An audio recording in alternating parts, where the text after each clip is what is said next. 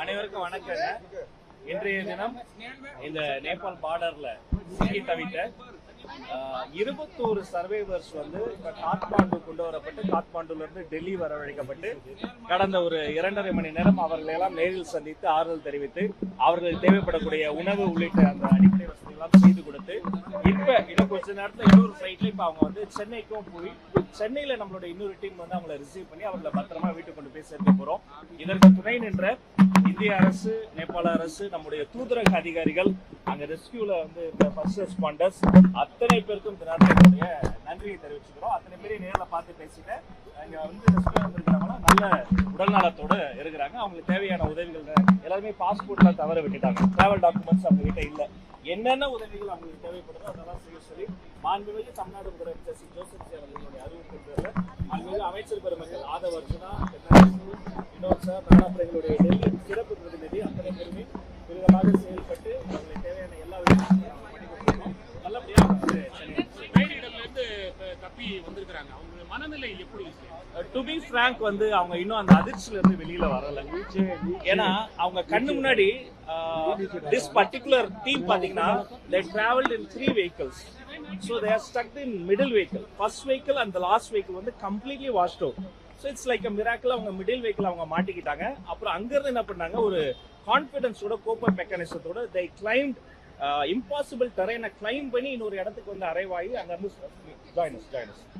So அப்படி அவங்க தான் அவங்களுக்குள்ள டீம் ஒர்க் பண்ணியிருக்காங்க. எல்லாருமே ஆல்மோஸ்ட் அவங்க வந்து சீனியர் சிட்டிசன்ஸ். ஸோ அவங்களுடைய வில் பவரோட கான்ஃபிடன்ஸோட அதை பண்ணி ஒரு நைட்டை வந்து அவங்க ரொம்ப கஷ்டப்பட்டு கழிச்சு அதன் பிறகு அவங்க ராணுவ உதவியோட அங்கே வந்து சேர்ந்துருக்காங்க. இப்போ அவங்க கூட போனவங்க நீங்க சொன்னீங்க 2 பஸ் வாஷ் அவுட் ஆயிடுச்சு. அதுல எத்தனை பேர் இருந்தாங்க? அவங்க எல்லாம் இருக்கிறாங்களா இல்ல அவங்கள வீட்டுக்கு பண்ணீங்களா?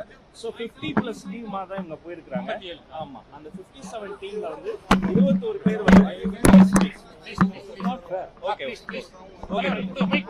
I'll hold. If you want, I can also hold. Okay. So இந்த 57 டீம்ல வந்து 21 பேர் ரெஸ்க்யூ பண்ணிட்டோம். அந்த மிச்ச பேரை எப்படியாவது கான்டாக்ட் பண்ணலாமான்னு நாங்க ரிசோர்ஸ் பண்ண வந்து ரொம்ப கடுமையா போராடிட்டு இருக்கிறோம்.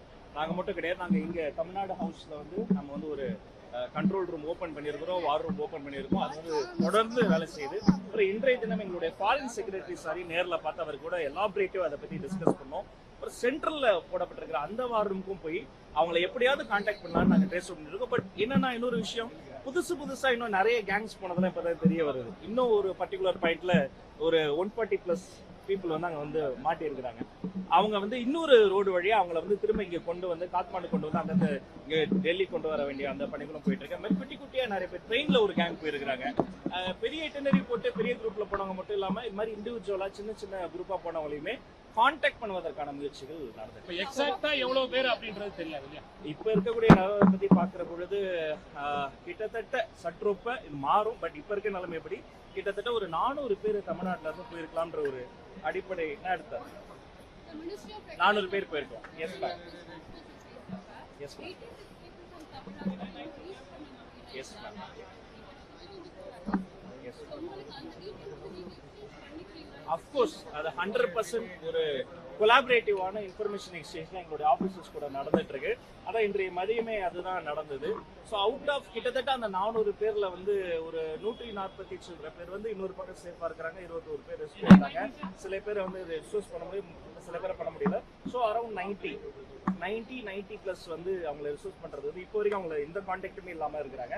இது எல்லாமே இந்த exchange of information, exchange of data வந்து எந்த ஒரு தாமதமும் இல்லாம துரிதமா நடக்குது. சில பேருக்கு வந்து நேம்ஸ் மட்டும் தான் இருக்கும், பட் அதை போட்டோட நம்ம எப்படி மேப் பண்ணலாம் அப்படிங்கிற விஷயங்களும் நடந்துட்டு இருக்கு. மியூச்சுவலா எல்லாருமே சப்போர்ட் பண்ணி ஒரு சர்வைவர் இருந்தா கூட அவங்களை எப்படியாவது கொண்டு வருவதற்கான எல்லா வேலைகளும் துரிதமா நடந்தது. வெளியுறவுத்துறை செயலாளரை நீங்க சந்திச்சீங்க, அவர்கிட்ட வச்ச கோரிக்கை என்ன? அவர் என்ன சொல்றாரு? அங்க எவ்வளவு பேர் அங்க இன்னும் இருக்கிறாங்க அப்படின்னு சார் விக்ரம் சாரை பொறுத்த வரைக்கும் அவர் வந்து ரொம்ப எக்ஸ்பீரியன்ஸான ஒரு மனிதர். அவர் வந்து இந்த விஷயத்தை பொறுத்த வரைக்கும் அவர் ரொம்பவே கன்சர்ன்டா இருக்கிறாரு. ஏன்னா பாதிக்கப்பட்ட மக்கள்ல பெரும்பான்மையான நிறைய ஒரு குறிப்பிட்ட சதவீத மக்கள் வந்து தமிழ்நாடு சவுத்ல இருந்து வந்திருக்கிறாங்க. ஸோ அவங்களுடைய வேரபோட்ஸ் எப்படி இருக்கும், அவங்களுக்கு என்னென்ன தேவைகள் இருக்குங்கிறதெல்லாம் பற்றி அவர் வந்து அறிந்து வைத்திருக்கிறாரு. மேலும் அவர்கள் எந்த இடத்துல எப்படியெல்லாம் மாட்டியிருக்கிறாங்கிற அந்த புரிதலும் சாருக்கு வந்து இருக்கு. அவர் வந்து அன்கண்டிஷனலா அவங்க எல்லாரும் எப்படி நம்ம கோஆர்டினேட் பண்ணி மியூச்சுவலா எப்படி கோஆர்டினேட் பண்ணி நம்ம வந்து அவங்களை ரெஸ்க்யூ பண்ணி கொண்டு வரணும், நம்ம துறை சார்ந்து எப்படி எல்லாம் கொண்டு வரணுங்கிறத பத்தி அவங்க வந்து எக்ஸ்பிளைன் பண்ணாரு. அப்புறம் அவரே நாங்க ரெக்வஸ்ட் பண்றதுக்கு முன்னாடி அவரே அந்த வார் ரூமுக்கு கூட்டி போய் கம்ப்ளீட்டா தரவா எக்ஸ்பிளைன் பண்ணாரு எப்படி இந்த ப்ராசஸ் நடக்குதுன்னு. எங்ககிட்ட இருந்த இன்ஃபர்மேஷனை நாங்க வந்து வாலண்டியரா கொடுத்தோம். அதையும் அக்செப்ட் பண்ணி புதுசா இது நடந்துகிட்டே இருக்கும்போது இன்னொரு 12 பேர் இந்த மாதிரி போனதை நாங்க கண்டுபிடிச்சோம். சார் கிட்ட நாங்க சப்மிட் பண்ணோம். உடனே அந்த 12 பேர் வந்து எப்படி வந்தாங்க, அவங்களோட இட்டினரி இருக்கா, அவங்களை எங்க இருந்து நம்ம கண்டுபிடிக்கலாம், நேபாளுக்கு உள்ள போறாங்களா, நேபாள இருந்து வெளில வராங்களா, இப்ப எங்க இருக்காங்க, அதெல்லாம் எப்படி பண்ணோம். அவருடைய சபார்டினேட்ஸ் வெளியுறவுத்துறை அமைச்சர் ஜெய்சங்கர் கூட வந்திருந்தாரு. அவரும் தமிழகத்தை சார்ந்தவர். அவர்கிட்ட நீங்க நேரே பார்த்து ஏதாவது கோரிக்கைகள் அவர்கிட்ட நேரடியா கொடுக்க முடியலனாலும் துறை சார்ந்து என்னென்ன கோரிக்கைகளை யார் யார்கிட்ட கொடுக்குமோ அதெல்லாம் முறைப்படி செஞ்சுட்டு இருக்கிறோம். இங்க வந்து இது வந்து ஒவ்வொரு மணி நேரமும் ரொம்ப குரூஷியலானது. ஏன்னா ஒரு நீங்க வாட்டர்னா கூட கீழே என்ன இருக்கும் நம்ம தோராயமா பண்ணிட முடியும், வாட்டருக்கு மேல ஒரு ஃப்ளோட்டிங் ஆப்ஜெக்ட்ல போயிட முடியும். இப்போ வந்து நம்ம வந்து ஒரு கிட்டத்தட்ட ஒரு 3 மாடி ஹைட்டுக்கு மட் இருக்குன்னு, அது ரொம்ப டேஞ்சரஸான ஒரு சுச்சுவேஷன். அது டைம் ஆக ஆக அது வந்து இறுகிடும். நம்ம ரொம்ப சீக்கிரமா போய் அங்க ரெஸ்கியூ பண்றவங்க அதுலயே கூட மாட்டிக்குவாங்க. அதனால இது ஒரு குரூஷியலான ஒரு பெரிய டிசாஸ்டர் தான். பட் நிச்சயமாக இன்னும் கூடுதல் முயற்சி செய்து காலத்தின் கருணையோடு மீதி பெரிய ரெஸ்கியூ பண்ணுவோம். 21 பேர் எப்படி வந்து ஊருக்கு அனுப்புறதா? இல்ல, சென்னையில ஒரு டீம் தீவிரமா வேலை பார்க்குறோம். அவர்களுக்கு எந்தெந்த பாயிண்ட்ல அவங்களுடைய வீடு இருக்கு, அட்ரஸ் இருக்குங்களா தெரிந்து கொண்டு சில பேருக்கு ட்ரெயின், சில பேருக்கு வெஹிக்கிள், சில பேருக்கு கார்ஸ், என்னென்ன தேவை இருக்கோ அதையெல்லாம் மிக்ஸ்டா இருக்காங்க. நம்ம கும்பகோணம், தஞ்சாவூர், சென்னை, மதுரை, கடலூர் டிஸ்ட்ரிக்ட் எல்லாருமே மிக்ஸ் ஆயிருக்காங்க.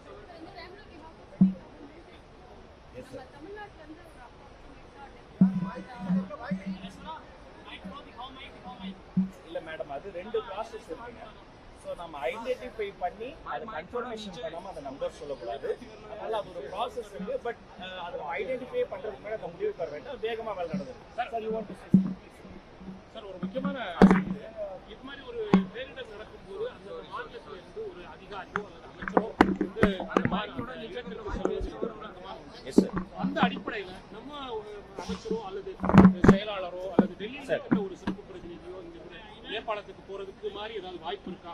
சம்பந்தமா வெளியுறவுத்துறை அமைச்சகத்துக்கு ஏதாவது நம்ம கோரிக்கை வச்சிருக்கோம் சார். நாங்க 4 அமைச்சருங்களை அயலக தமிழர் நலனுக்காக தென்னரசு சார், நம்முடைய அவருடைய மாவட்டத்தில் ரொம்ப பாதிக்கப்பட்டிருக்கீங்க. விவசாயத்துறை அமைச்சர் எங்களுடைய வினோத் சார், மிஸ்டர் ஆதவ் அர்ஜுனா, நான் ராஜ்மோகன், அது மட்டும் இல்லை எங்களுடைய டெல்லி சிறப்பு பிரதிநிதி, இவ்வளவு பேரும் உடனடியாக தாமதிக்காம இங்க கிளம்பி வந்தது எங்களுடைய சிஎம் உடைய இன்ஸ்ட்ரக்ஷனோட தான் வந்தோம். இங்க எங்களுடைய சீனியர் ஐஏஎஸ் அதிகாரி இருக்காங்க, ஜெயா மேடம், மற்றும் இங்க வந்து நம்மளுடைய ரெசிடென்ட் கமிஷனர் இருக்காரு மிஸ்டர் ஆஷிஷ், சதீஷ் சார், எல்லாருமே ஒரு பெரிய டீம் தான் சார்.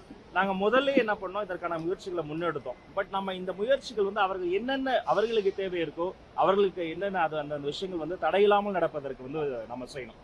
அந்த இடத்துல இப்ப தேவைப்படுவது ஃபர்ஸ்ட் ரெஸ்பாண்டர்ஸ் தான். ரொம்ப கால்குலேட்டிவா ஆர்மியும் அதுவும் பல நாடுகள் சேர்ந்து எடுக்கக்கூடிய மெஷரை வந்து நம்ம அங்க போய் பண்றதை விட அவங்க அங்க இருந்து ஒரு ஃபர்ஸ்ட் இயர்ல இருந்து அவங்க வந்து ஒரு பர்டிகுலர் பெரிமீட்டருக்குள்ள கொண்டு வந்த பிறகு அவர்களுக்கு தேவையான வசதிகளை செய்து அவங்க வீட்டுக்கு கொண்டு போய் சேர்க்க வேண்டியது அவங்களுடைய முதல் பொறுப்பு. கம்யூனிகேஷனை ஸ்ட்ராங் பண்ணணும். ஏன்னா அந்த இடத்துல சுத்தமா கம்யூனிகேஷன் கிடையாது. சற்றப்ப 70 பாலங்கள், தொங்கு பாலங்கள்லாம் பிரேக் ஆயிடுச்சு, சாலைகள் எதுவுமே கிடையாது. அப்ப ஒரு டிஜிட்டல் ஹைவே, அதாவது இணையதளம் மூலமாகவோ தொலைபேசி மூலமாகவோ அவர்களை வந்து ஒரு எங்க இருக்காங்கன்ற வேற புடிச்சு கம்யூனிகேஷன் செய்வதற்கான பல்துறை முயற்சிகளை நாங்க வந்து இங்க டெலிகேட் போறது பத்தி ஒரு தகவல் வெளியுறவுத்துறை அமைச்சருக்கு கொடுத்ததாகவும் அவர்கள் அதை நிராகரித்து விட்டதாகவும் அப்படிலாம் இல்ல. அப்படி நாங்க அப்படி எதுவும் அபிஷியலா எதுவும் கிடையாது. அந்த முயற்சிகளும் போயிட்டு இருக்கு. சோ காலத்தின் நேரத்தின் தேவை கருதி இந்த மக்களை வந்து இவ்வளவு வேகமா ஒரு கூட்டு முயற்சி நீங்க கொண்டு வந்ததுக்கு எல்லா அதிகாரிகளுக்கும் எல்லா துறைகளுக்கும் நன்றி தெரிவிச்சுக்கிறேன். Thank you so much. ஆமா, எப்பயுமே எந்த ஒரு டிசாஸ்டருக்கும் ஒரு செகண்ட் வேவ் இருக்குங்க. எதர் சுனாமி அல்லது ஒரு நிலநடுக்கம், அதே மாதிரி இந்த கிளாஷியர் அவுட்பர்ஸ்ட் இருக்கு பாருங்க, இதுக்கும் ஒரு டெஃபினட்டா செகண்ட் வேவ் வரும். இது மாதிரி செகண்ட் வேவ் அப்போ ஒரு குறுகிய காலத்திற்கு அந்த ரெஸ்கியூ மிஷன் வந்து சிறிது நேரம் தடைப்படும். பட் அதன் பிறகு தொடரும்.